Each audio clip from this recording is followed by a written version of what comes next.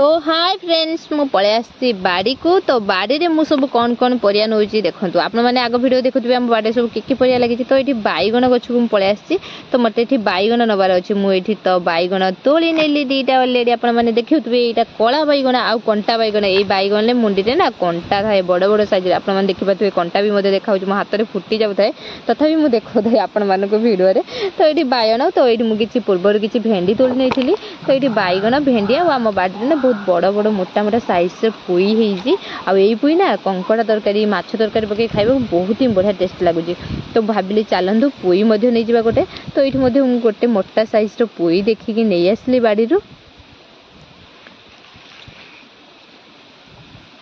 मेहनत करके गछ लगेइथिली बोली सिना आज बाड़ी सबतक परिया आमे पाइ पाछु। कष्ट न कले फल कौठु आशा रखिबे आपण माने। जदि मु सब लगे थांदी ताहले मु मार्केट रु किनी खाइतंदी। तो तापर एठी मोर मसला पई पळे आसला पियाज अदा जीरा गोटा लंका रसुण। तो मसलार पेस्ट बनेनवा। तापर एठी जो परिवा थिला मोर बाईगण आलू पुई टमाटो मु एठी ताको काटी नेइची आ टमाटो को गोटिकिया रखिची। तो एबे कड़ाई रे बसे देबा पके देबा तेल पके साला परे पके देबा पुई परे आलू पके देबा पके देई ताको भलो भाबे टिके समय संतुली नबा।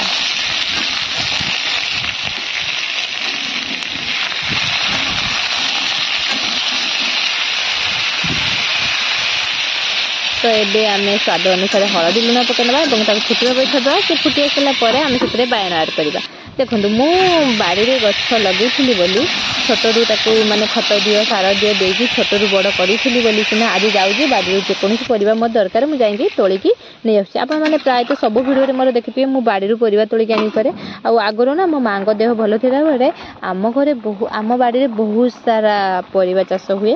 आबे एते परिवा चाष होउनी बा जहाँ जी खावाई अल्प अल्प किसी हुए। तापर ये बिले देखिए माछ को देखिए से पूरा बाया हो गलानी कारण ये मो हाथ में पड़े आसी चिंगुड़ी माछ पूरा छोट छोट नई चिंगुड़ी देखो पूरा छोट छोट नई चिंगुड़ी। तो ये माछ कलैबा मत ना प्राय अध घंटा लगिगला कारण छोट छोट चिंगुड़ी। तो ये तार सबुतक चोपा निश नांज सबकि बाहर करने को पड़ा। आ केलई सारापर देखूँ केते सारा चिंगुड़ी केलई सारापर एतिक होगा केते छोट छोट साइज रो चिंगुड़ी आपण मैंने देखूँ।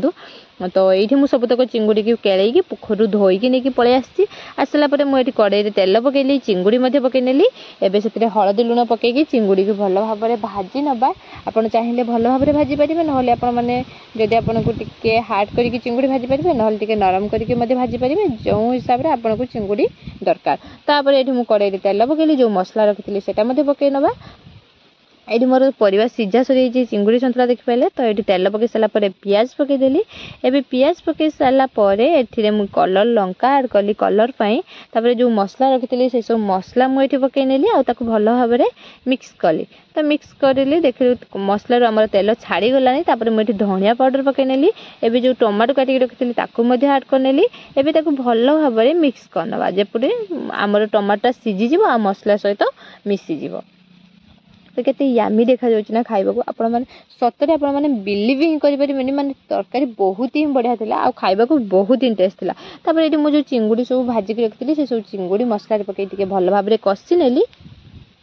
तो कसी नै साला परे तो बाकी थिबा सब जो परिवा मु रखिथिली सिजे की जेमिति की आलू पोई बाईगण सेटा मध्ये पकई नेली। पकई नेकी ताकू मध्ये चिंगुड़ी आ मसला सहित भल भाबरे परिया को कसी नेली। तो कसी नै साला परे देखंतु लुक केते यामी देखा जाउछ। आपन चाहिए एमती कषा मध्य रखिक खाई पारे। जदि आपन को झोल पसंद तो ताहले आपन पानी मध्य दे पारे। तो मुझे पानी देदेली। तो पानी दे सारा पर 5 मिनट छाड़ा फुटिया। तो ये आम बड़ भाव टकरमकर होगी फुटी गलानी आ कलर केते यामी पलि आसला देखूँ। आपड़ सब तरकारी रोषे कर सारापर आप 10 मिनट कि 15 मिनट ताको कभर देकी छाड़ीदेवे। तरकार कलरटा पलि आसो। तो ये देखूँ पुई चिंगुड़ी मुझे आपण मानक देखा खड़िका साहाଯ୍य। तो ये केते सुंदर भाव में आमर चिंगुड़ी पलि आसलानी तरकारी रेडी हो गलानी। चलतु मु बाढ़ के आपण मान सहित शेयर करछि। तो ये मुझे पलि आसली गोटे प्लेट नहीं कि। तो ये देखो चिंगुड़ी पुई बाईगण आलूर कॉम्बिनेशन वाओ केते यामी लगुच। तो नहीं आसली आ झोल पकईदेली। ये आम चिंगुड़ी तरकारी रेडी। आ क्या मो प्रोसेसटा भल लगे प्लीज टिके कमेंट रे कहिबा आ मो वीडियो गोटे लाइक कर देबे। तो ये मोर चिंगुड़ी तरकारी पूरा बनिकी रेडी हो गला। छोट नई चिंगुड़ी आपण मानकु भल